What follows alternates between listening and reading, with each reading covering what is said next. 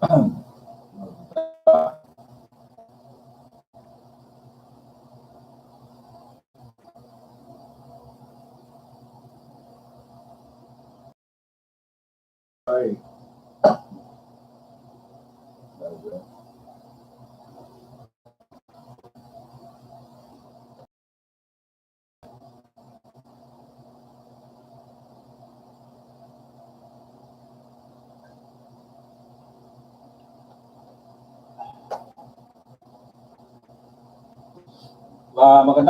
Magandang gabi sa inyo lahat, no? Ang oras natin alas 7, alas 10 na po. Alas 10 ito mga suki. Maulitin ko, no? Ang oras natin alas 10 20 po ng Agosto 2018 mga suki mga bayan, no? Balikan natin ang balita after this mga suki mga bayan, no?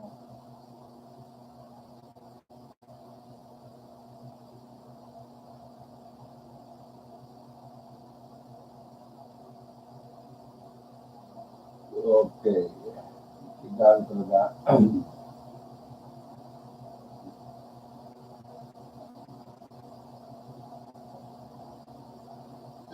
Station dari Dario ay malaki sa may subang kakulian at naunang mapalikian, mapatingnan,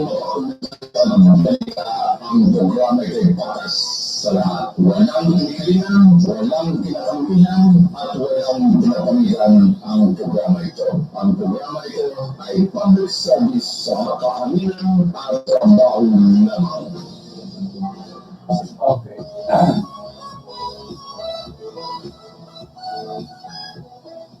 Okay, huwag na natin dagdagan ng balita ito kung ano lang nakasulat mga estado po ng Turkey at saka US mga suki mga bayan, no? So, huwag na natin katungan mga suki mga bayan, no? Okay, kung ano lang nakasulat dito sa balita ito na lang suki mga bayan. Shot filed at the gate of US Embassy in Turkey capital, no one was hurt mga suki babayan, no? Ayan po ang nangyari po kasalukuyan po kanina po ata itong babayan, no? August 20, 2018 1:35 p.m. GMT, updated August 20, 2018 8:47 p.m. GMT mga suki mga plus 8. Okay. Yan ang standard po ng time nila po mga suki baba. Chapter fired from a moving car at the U.S. Embassy in Turkey before dawn on Monday. That game during the heightened tension between NATO allies mga suki bayan, no? NATO allies to mga suki mga kababayan. Okay, there were no casualties and no claim of responsibility for the fleeting attack, in which 3 of the 6 bullets that were fired hit the embassy gate and a reinforced window mga suki mga bayan. Bakit kaya yan? We can confirm security incident took place at the U.S. Embassy. Early this morning, we have no report of any injuries, and we are investigating. The detailed embassy spokesman David Gale. He thanks Turkish police for the rapid response. Turkey Interior Minister said an intelligence unit were searching for the car, and the suspect is tracing their established only after they are apprehended po mga suki mga bayan, no? Ayan po nangyari po sa capital ng Turkey mga suki mga bayan. Okay, Soylo speculated, however, it is it or is an attempt to provoke by dressing it up as a petty crime, mga sukimabayan, no? Turkish officials who are locked in a trade and diplomatic dispute with the United States condemned the shooting in Ankara. Presidential spokesman Ibrahim Khalid was an attempt to create chaos. A top official in Turkey ruling Justice and Parliament Party said the attack was a clear provocation. And that the foreign diplomatic mission are guests of the country, mga sukimabayan. Ginagatungan po mga sukimabayan, no? Ayun, ibig sabihin po mga kabayan. Okay. The utmost sensitivity will be shown to ensure their security, said the party spokesman Omer Sedik. Turkey is a safe country, mga sukimabayan, no? Okay, naalala ko yung, diba yung, okay. It's a safe country kung masukin daw ang Turkey. Naalala ko yung isang, embassy official ng Ruso ngayon, Russia ngayon ay binaril po sa gathering po mga sukimabayan, no? Anong kailan? Okay. Kalimutan ko talagang binaril po ng isang sundalo po ang isang Russian diplomat mga sukimabayan. Okay. The U.S. Embassy was scheduled to close at the middle Monday until the end of the week for the Islamic holiday ADLSN, according to the website.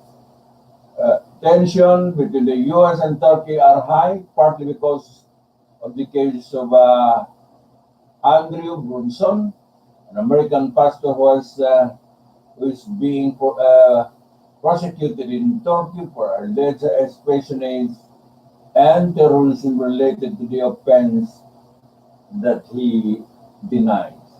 U.S. President Donald Trump has called for his immediate release po mga sukimabayan. Hindi na-release atin ito ng Turkish government, no? Okay. Turkey has long criticized the United States for not agreeing to hand over Fethullah Gulen, a Muslim cleric accused by Turkish authorities of engineering attempted coup in 2016. Gulen denied those allegations, and Washington has urged Turkey to present a convincing evidence for any extradition proceeding to go forward.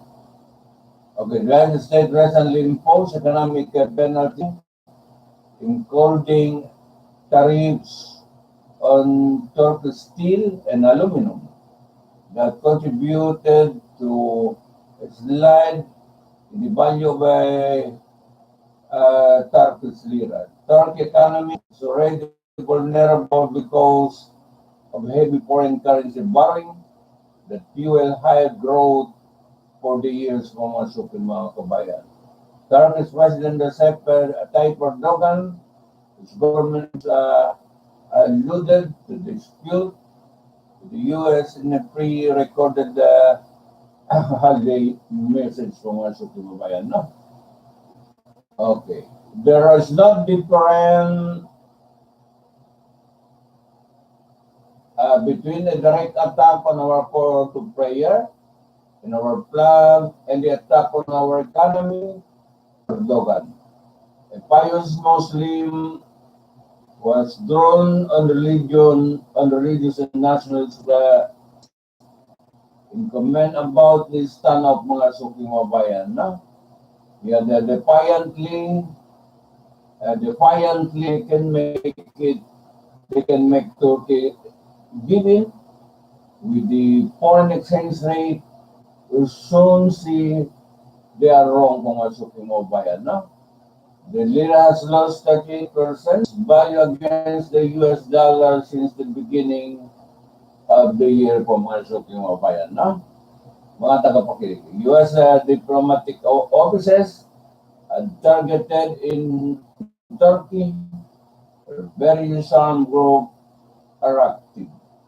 At least one suspect was wounded in shooting outside the US consulate in Istanbul in 2015. In 2013, a suicide bomber killed a Turkish guard and himself after 083 assailant and 3 Turkish police officers died in a shooting outside the Istanbul post mga suking babayan. Medyo situation na yun mga suking babayan, no? Okay.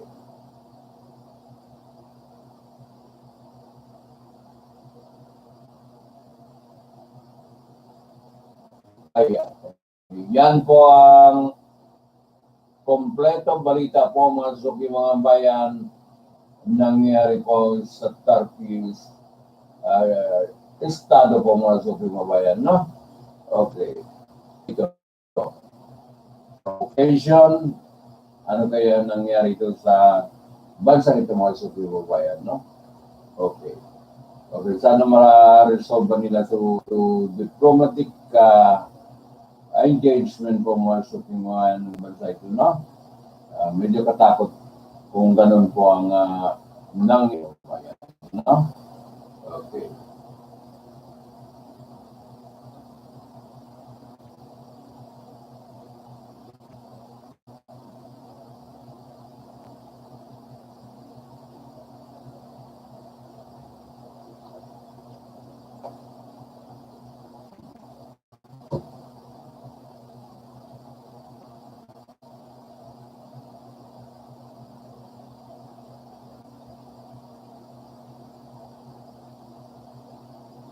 Okay, marami na bumabati sa atin po ng ADLSN mga suking mabayan na advance greeting nito. Okay, yan po.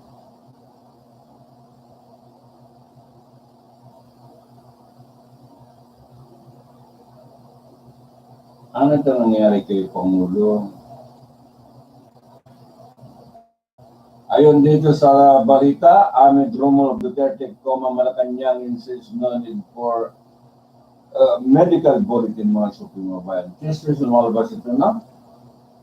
Yan, chismis ba ito? Ano talaga ang real score dito? No?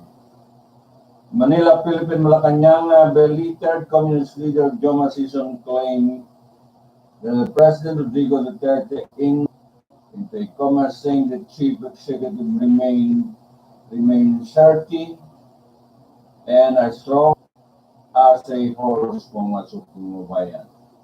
Okay.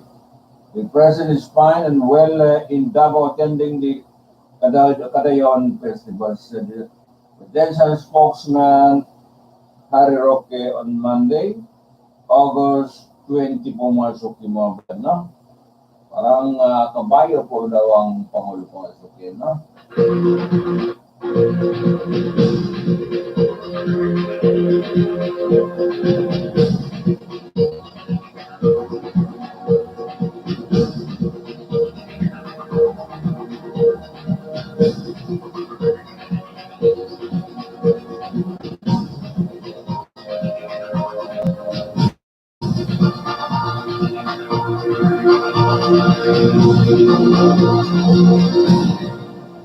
Okay, Christmas Vita. A day before season posted on Facebook that they received an unverified report that Duterte went into a coma on Sunday, was 19 after attending an event of his lost fraternity Lex Taliones. The Davao City on Saturday, his last public appearance ng mga suking mabayan, no? Sison also commented on the unusual darkness and supposedly unstable walk and handshake ng mga suking mabayan, no? Okay. Handshake mga suking mabayan, no? Roque, however, denied the need for issue medical bulletins, okay, from the president doctor as a way to put a stop to such rumors for mga suking mga bayan. No? It's enough, he said, the detective is set to appear on Tuesday in Cebu City to attend a conference of the League of Municipalities Visayas clusters for mga suking mga bayan. No?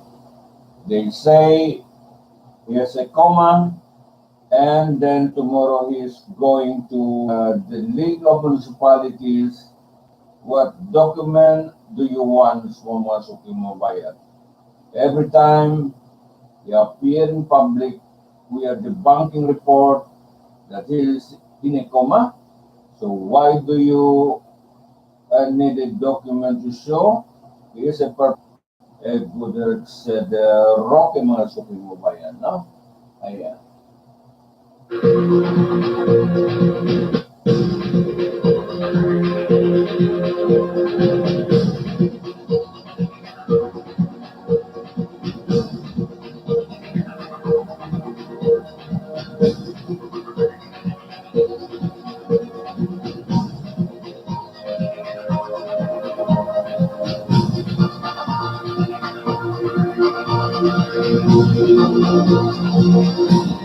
Okay, as well as in a medical bulletin when the 1997 Constitution state the public must get informed if the president has a serious illness, Roque said.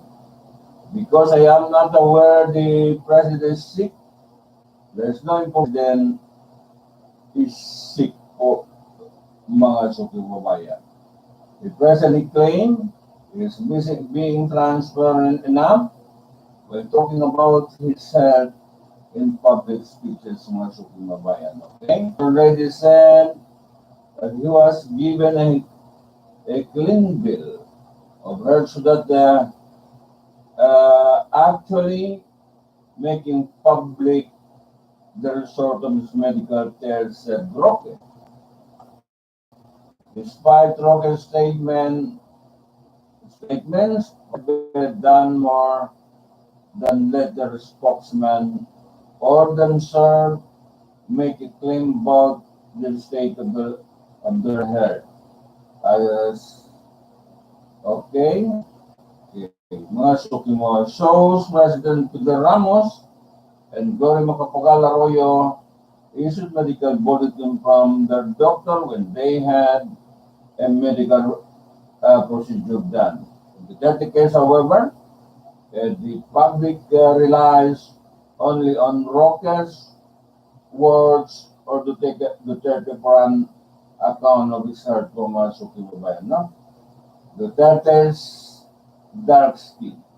Roque also brush aside observation that the part of the Duterte face appeared to be darker than for which some say over certain medical treatments for mga suking babayan. No? The spokesman said then with powder, maybe there was just a photo taken of him without the powder, so I don't see anything extraordinarily different with the color of the president's face, said Roque. The spokesman also downplayed the sake of the Duterte's hand the new government official for mga suking babayan. No? Ayan.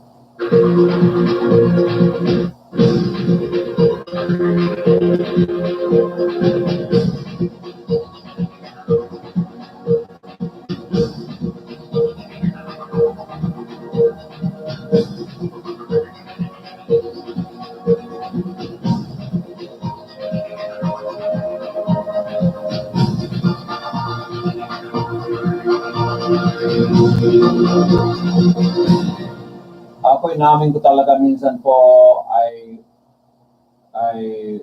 nag-nginginig ako mga suking babayan, no? Kurog ako mga suking babayan minsan pag bumaba po ang aking sugar po mga suki mo bayan, no? Nanginginig ako talaga. Okay, nanginginig ako aminin ko talaga mga suki mo bayan. Sa edad ko ito ay minsan nanginginig ako kung bumabang sugar ko mga suki mo bayan, no? Pero kung sa condition naman, wala po mga suki mo bayan, no? Kung nanginginig siya sa galit lang ng corruption mga suki mo bayan. Ganun lang. Galit na galit lang talaga yon. Said Roque, if your son was taking from anger, especially over the issue of corruption, is really outraged mga suki mo bayan. Meanwhile, Special Assistant to the President Bongo joined Roque in assuring the public that the church is in good health from mga suki mo bayan. No? Okay, kaya sa akin ay sana man lang ay maabot niya, makompleto niya hanggang 2022 mga suki mo bayan. No? Ang term niya bilang Pangulo natin abutin po hanggang 2022. No? Okay. Nasa kama lang nag-rest, kausap ko pa ito 2 a.m. Kaninang madaling araw si PRRD, President Rodrigo Duterte. He said in a message, he is just a bed rest, resting. I spoke with President Rodrigo Duterte at 2 a.m. today. Both palace officials said Season is spreading false information mga suki mo bayan. Grabe si Season.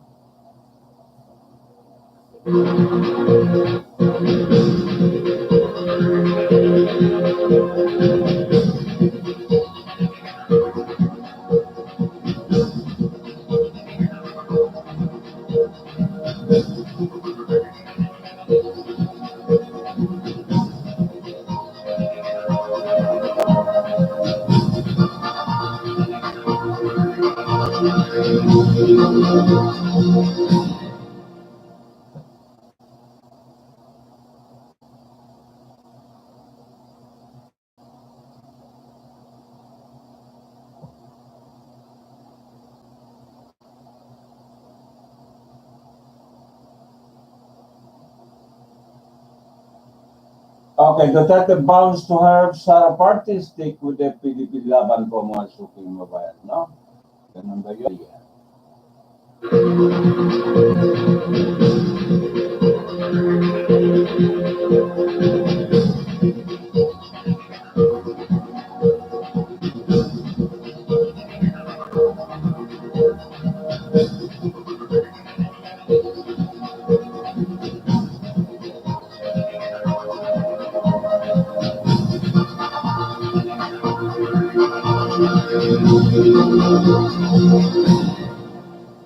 Okay, the Regional Party President Rodrigo Duterte's guest speaker, di hugpo ng pagbabago convention in Davao City, mga suki mga kabayan. Manila Philippine President Rodrigo Duterte said he would help endorse candidates to be fielded by hugpong ng pagbabago, NSP, Regional Party President Dr. Sara Duterte Carpio, but still stick with the National Party, PDP laban po mga suki mo bayan. Okay, dalawang party nila, no? Okay.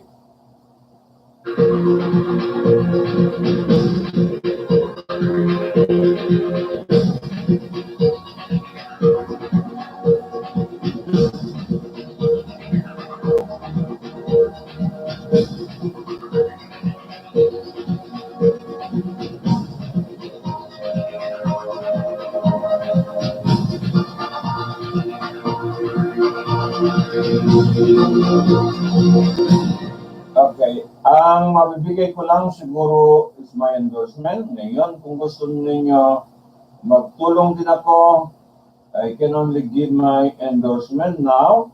If you want, I can help you. Said the President on Friday, August 17 in Davao City. He was speaking at the HNP convention attended by official and politician, both local and national, believed to have planned of running in the 2019 midterm election. This includes Senator Villar, Cynthia Villar, Senator Sani Angara, Presidential Spokesperson Harry Roque, Ilocos Norte Governor Amy Marcos, and Special Assistant to the President Bongo. That did not take his oath as a member of the HNP, merely serving as the event guest speaker. He's telling opted not to wear the white and the blue HNP shirt, appearing instead in a plain black shirt from Suki Mabaya. The president said he would stick with the Partido Demokratikong Pilipino, Laban ng Bayan, Pilipino Laban, under whose banner he ran for president in 2016. I don't like to change parties. I remain where I am, said Duterte. Described PDP Laban as a party that had been moribund before he won, but said it was a party with the principles from Suki Mabayan. No? He said he chose PDP Laban as his national party because circumstances related to finances and consistency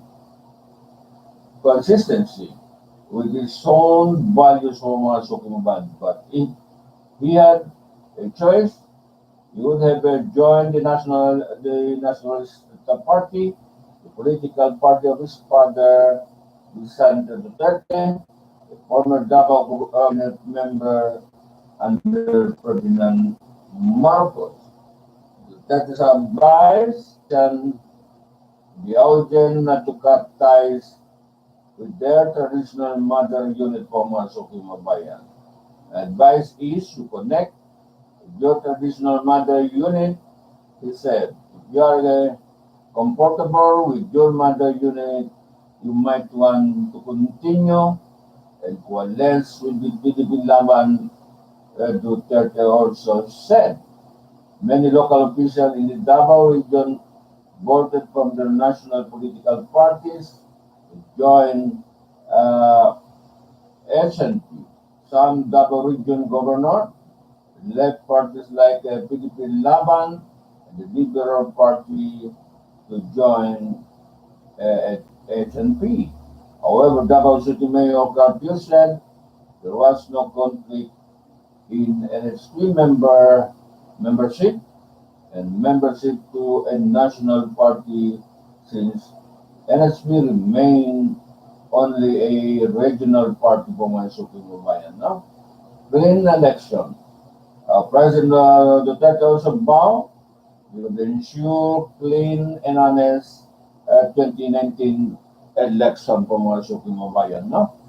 In this election, I commit to the Filipino people that this will be election we declare for my Suki Mabayan. Okay.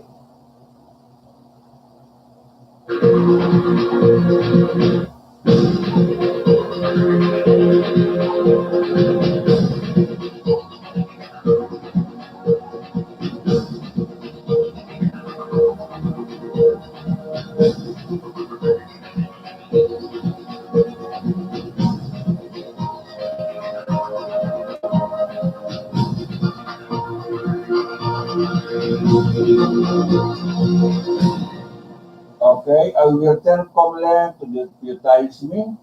Personally, there will be a voting and the votes will be counted correctly.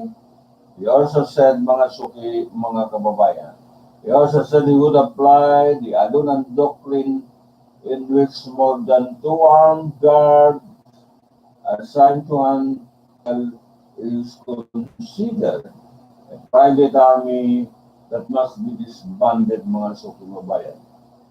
This doctrine was introduced by former Secretary Rafael Lalunan III, mga suki mabayan. No?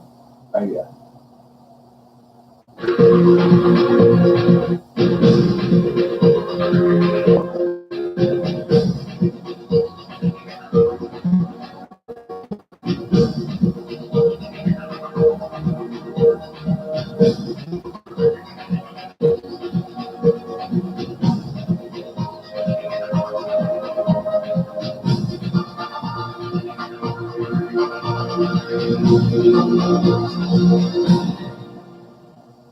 Okay, may balikan din na kung anong balikan din ito. Nasaan ang balikan din, no?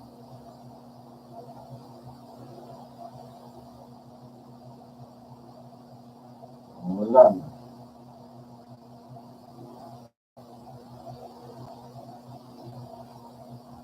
Okay, balitang DA tayo mga suki mga bayan. Black Agriculture Secretary Emmanuel Pinyorten over today the first ever solar powered irrigation system project in the whole Philippines to the local government of Mlang. This is this project located in Barangay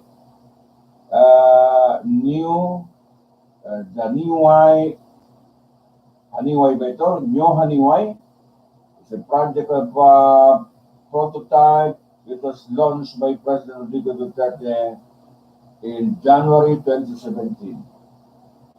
As a gesture of acknowledgement to landowner Antonio Hugos and Antonio Palmares, Secretary Piñol awarded them an 4WD tractor, who also awarded 50 bags of license to the members of the new Haniway Farmer Association.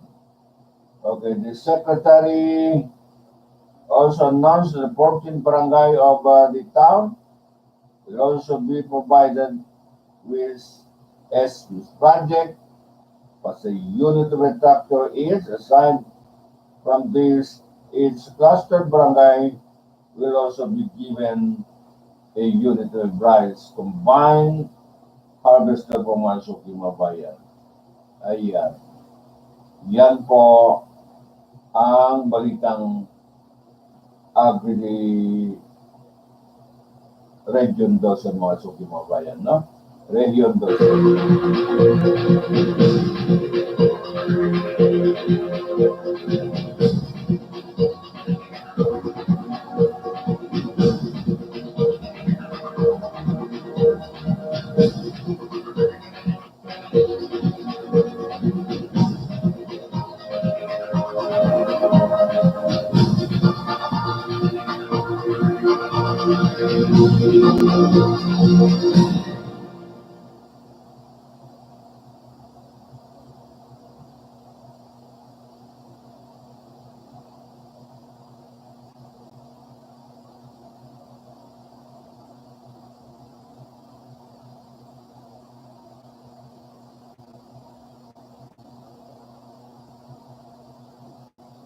Okay, itong acceptance speech mo ng ating Vice Mayor, Lynn Banyas Nograles, mga suki mabayan, no? Saan ba yan? New Jersey. Okay, ay naging sisterhood itong dalawang bayan. Itong City of Jensen at saka New Jersey po mga suki mabayan, no? Okay. Nariyan po sa page ko ang speech po ng ating Vice Mayor po, mga suki mabayan, no? Okay.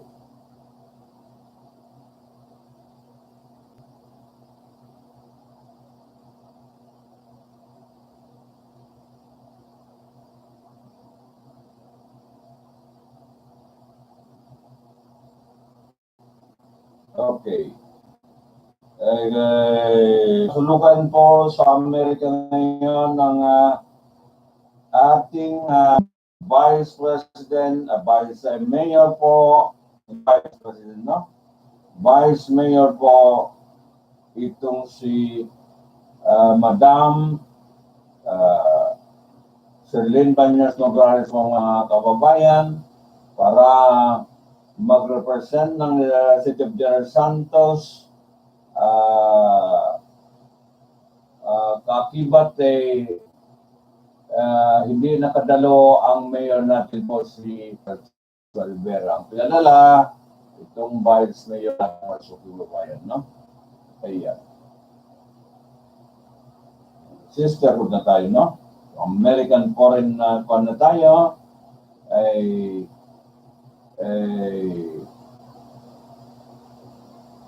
meron tayo partner po ng foreign city po mga Supreme Bayan, no?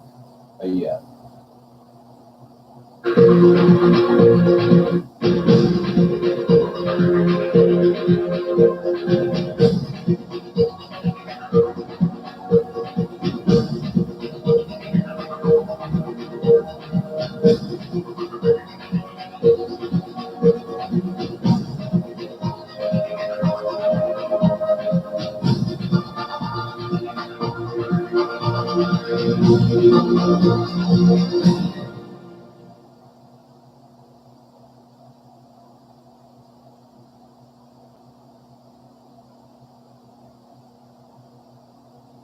Okay, kilusan pagbabago Metro Manila tapangat mula sa akin President Rodrigo Duterte, balita mga kakampi ni Presidente Duterte sa Senado. Wow, it's more fun in the Philippines. Bato de la Rosa Duterte Bongo mga Supreme Bayan, no? Okay. Paulo Baste Duterte Bongo joy upong ng pagbabago August 18, 2018. The son of the President Rodrigo Duterte, Paulo and Baste have joined their sister Davao City Mayor in Dice, Sara Party upong NSP on Friday. Apart from the two siblings, Special Assistant to the President Christopher Bongo also joined a newly formed political party. Portobong ng pagbabago the regional political party founded by my sister, Davao City Mayor Inday Sara Duterte. I believe in the principles of the NSP and its aspiration to establish a strong and competitive Davao region resonate significantly with the many political leaders. Paulo, the former city vice mayor, said in his statement on Facebook, mga Supreme Bayan, no?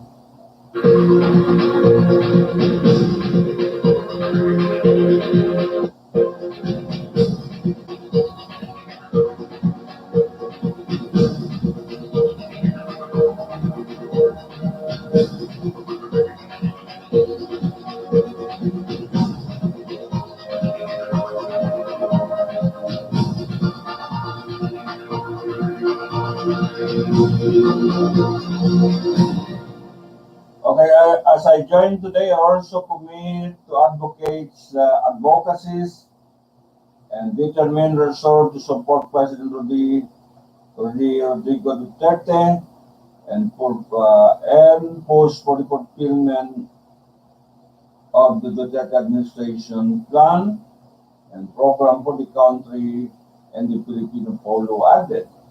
Okay.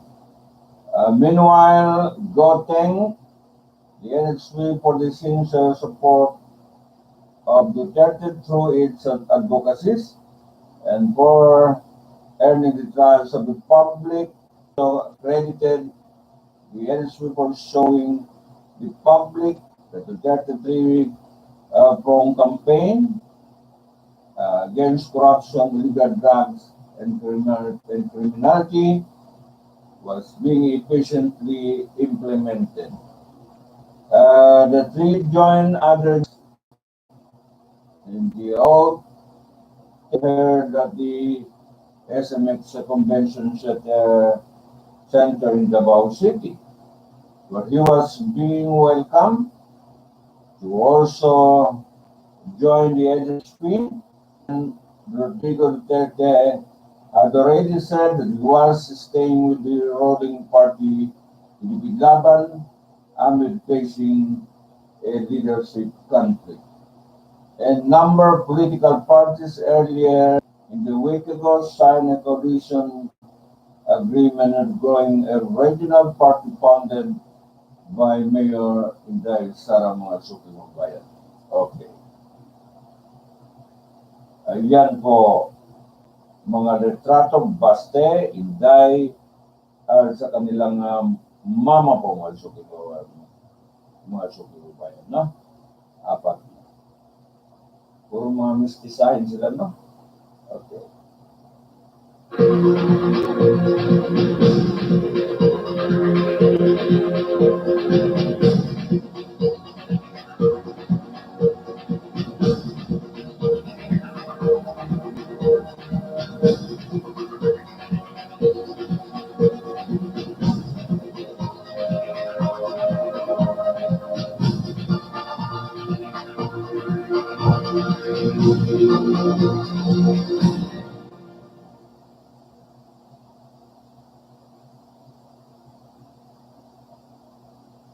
Okay, yun din sa kay Sab Bongo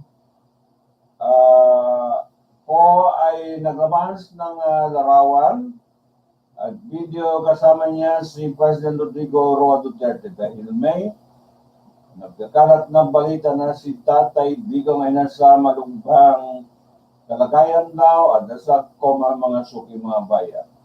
So ayan, kayo na po ang maghusga.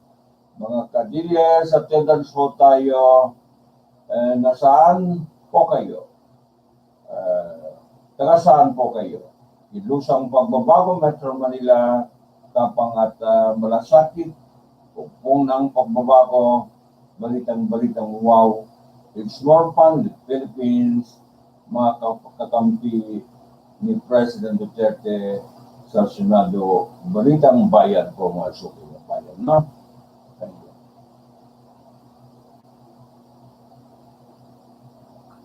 I-share natin, no? Ang orasan natin na alas 10:50 na po mga suki ng bayan, no? So, malapit na matapos po itong mga balita natin mga suki ng bayan, no?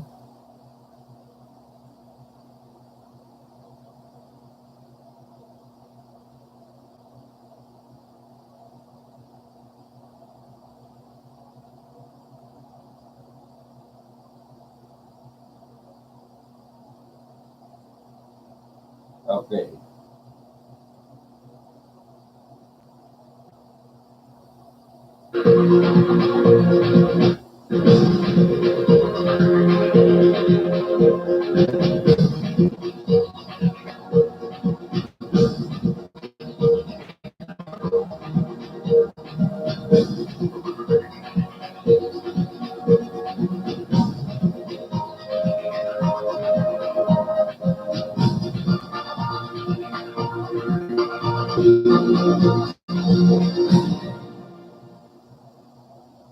Ayan, balita natin mga suki mga. Tama na bang balita natin? Anong orasan na po mga suki mga bayan? Meron ba tayong balitang hangin? Okay, saka balita ng Australia. Tingnan natin ang balita ng Australia, ha?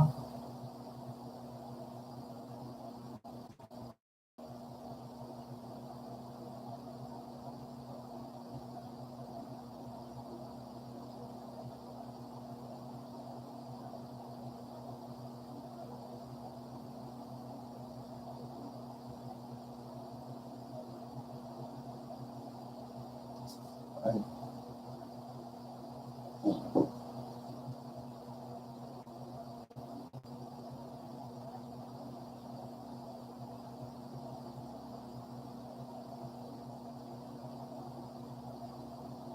Now the thing have settled down in our sport.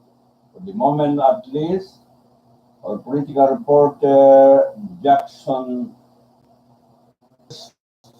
Snape has had some time to have a look at Prime Minister Malcolm Turnbull's leadership crisis and why things have blown up so quickly. Okay. Okay, mga suki mga bayan. Bakit ang anong problema po ni Turnbull po Malsuki mo ngayon, no?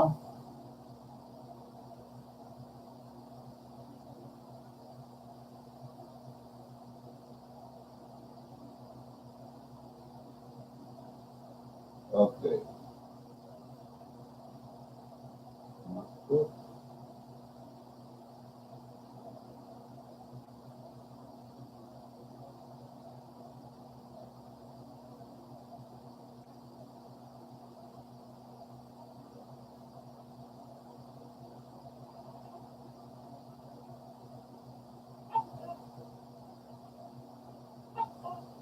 Okay, two things is to quickly update.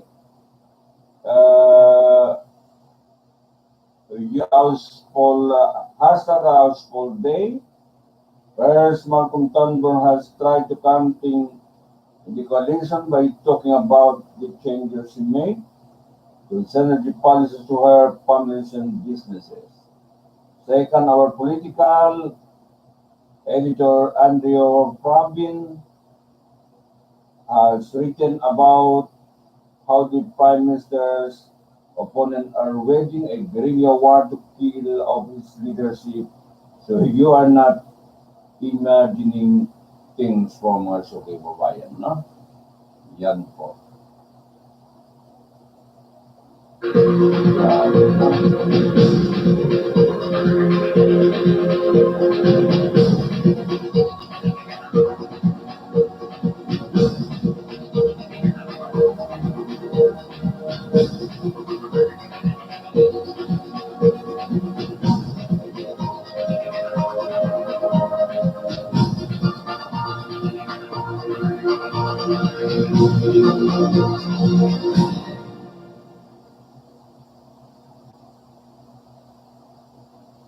Okay, ang anong sunod na balita natin? Wala na? Magbalikan hangin na tayo? Okay, mga Suki Babayan. Sana yung wala ng balita po.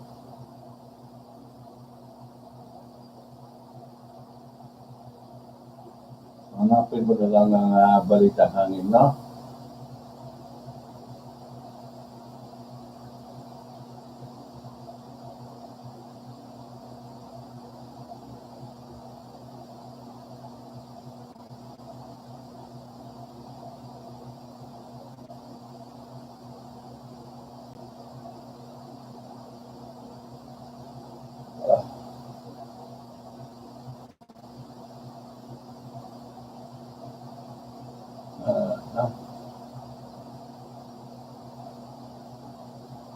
Tingnan natin ang balitang hangin po mga Suki Babayan.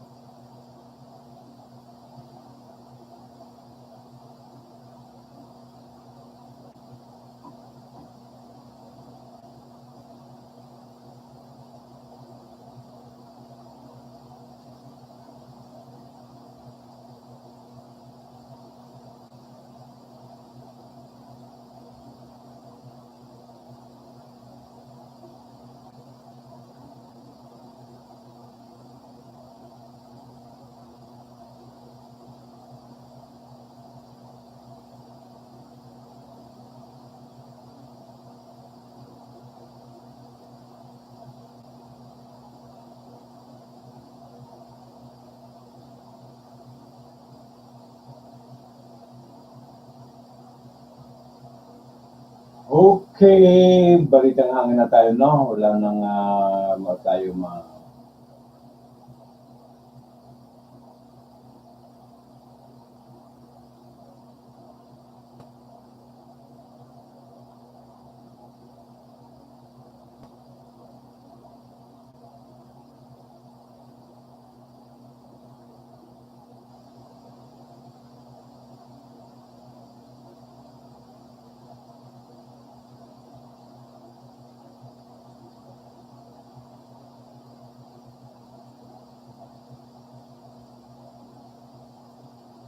Okay, ang balita na national, no? Lisa Masa resigned from Duterte cabinet. Okay. Anti-poverty chief Lisa Masa has resigned from office. Masa announced on Monday that she has already submitted her resignation letter to President Rodrigo Duterte. In a statement, Masa averred that the termination of peace talks between the government and the communist rebels had been a factor in her decision to step down from office. Gayon pa man, ang pinakamahalagang dahilan ng aking pagbitiw ay ganap na pagkansela ng Pangulong Duterte, usapang pangkapayapaan sa pagitan ng DRP at NDFP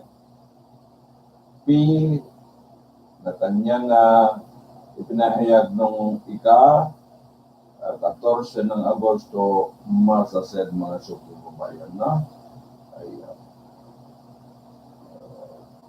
Yan po ang kadahilanan po pagretiro po ng Lisa Masa pumasok, former representative Lisa Masa pumasok mabayan, no? Dati itong party list. Okay.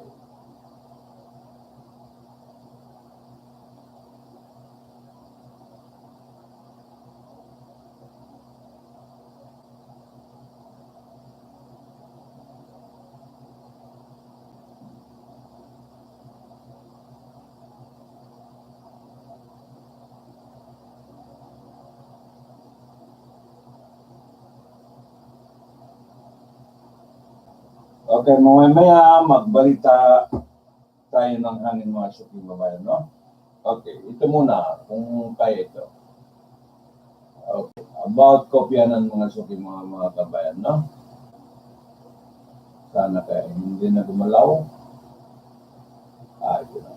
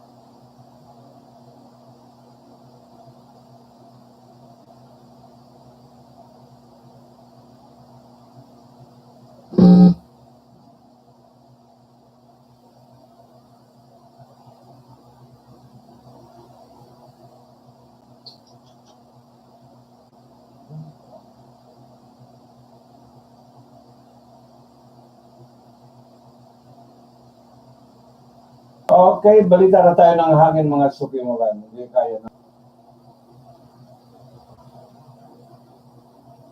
Ay, nako.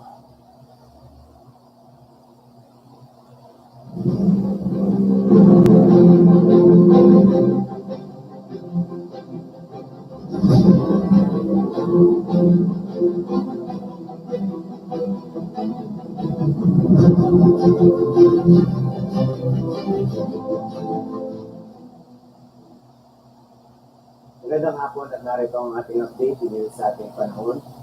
Sa kasalukuyan, patuloy pa rin po natin minomonitor ang mga bagyo nasa labas ng ating car. At kanina nga pong alas 3 ng hapon, ito po ay nasa line 1,510 kilometers.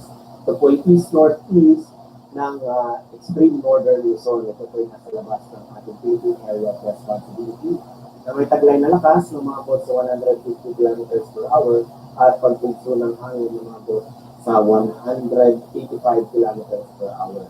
Tumikilos po itong si Bagyong Sulit pa west-northwest sa bilis po na 15 kilometers per hour.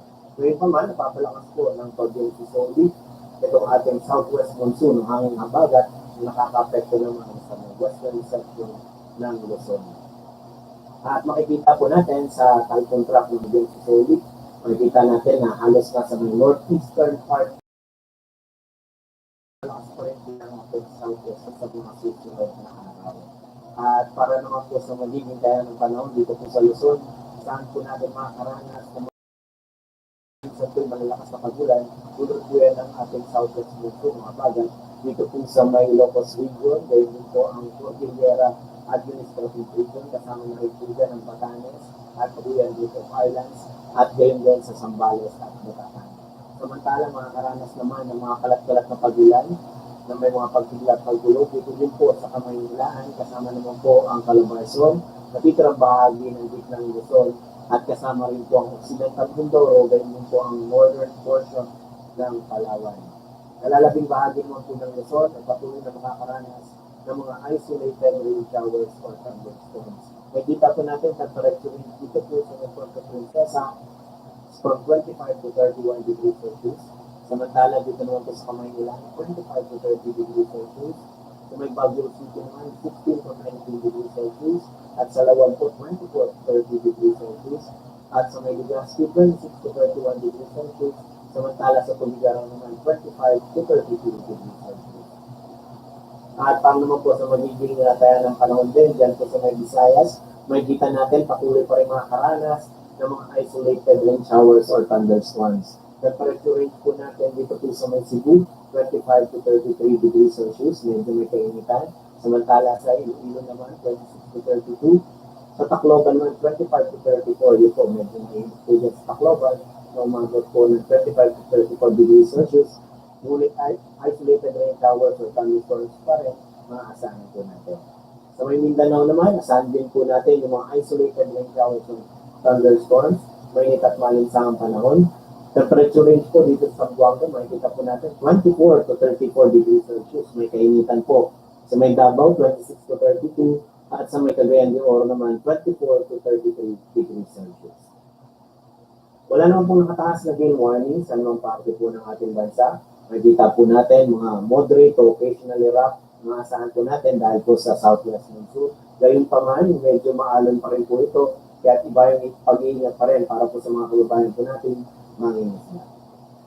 At para naman po sa ating 3-day weather outlook dito po sa Kamaynilaan, makikita po natin simula bukas hanggang Thursday, magpapatuloy pa rin yung maulap na kalangitan na may mga chance ng mga kalat-kalat na pag-ulan. So may mga in-expect po natin, no? Yung mga pag-ulan dito pa rin po sa Kamaynilaan.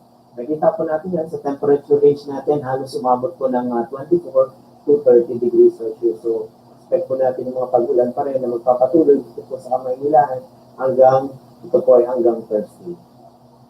At para naman po dito sa may Baguio City, makikita po natin, no? Simula bukas hanggang Thursday, magpapatuloy yung monsoon rains. Yan po yung may moderate to occasionally heavy rains. Na-expect po natin yan. So kapag malalakas po yung pag-ulan, sige po ito magdulot ng mga pagbaha at pag-uho ng lupa. Temperature range po natin dito po sa may Baguio is from 16 to 18 degrees Celsius. At sa Legazpi City naman, makikita po natin na mag-base po sa ating weather icon, makikita po natin isolated rain showers or thunderstorms pa rin. Mainit at malinsangang panahon, may mga tsansa pa rin ng mga isolated thunderstorms sa hapon, and then temperature range po natin is from 26 to 32 degrees Celsius.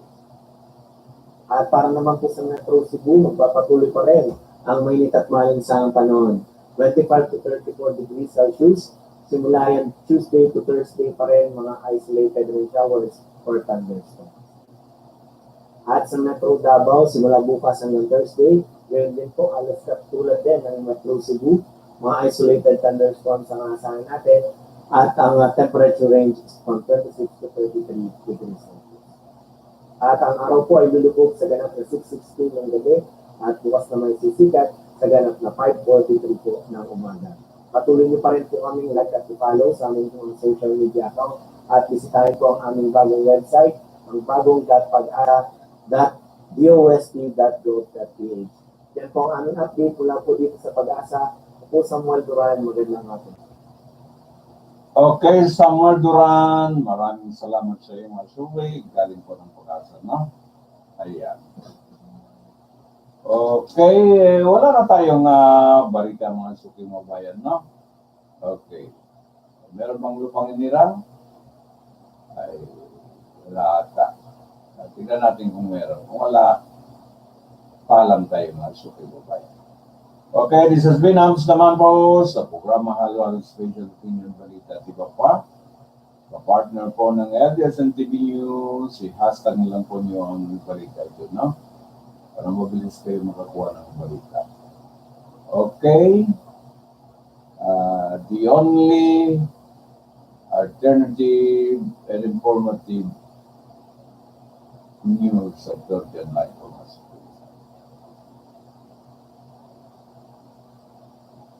Okay. Bakit kaya meron mga chismis may sakit ang Pangulo, no? Okay.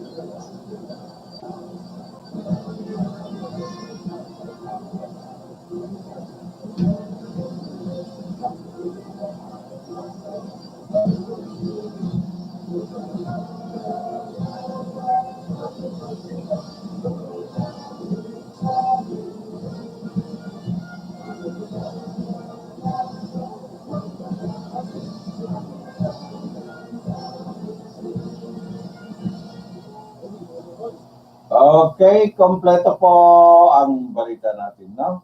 Bye-bye na.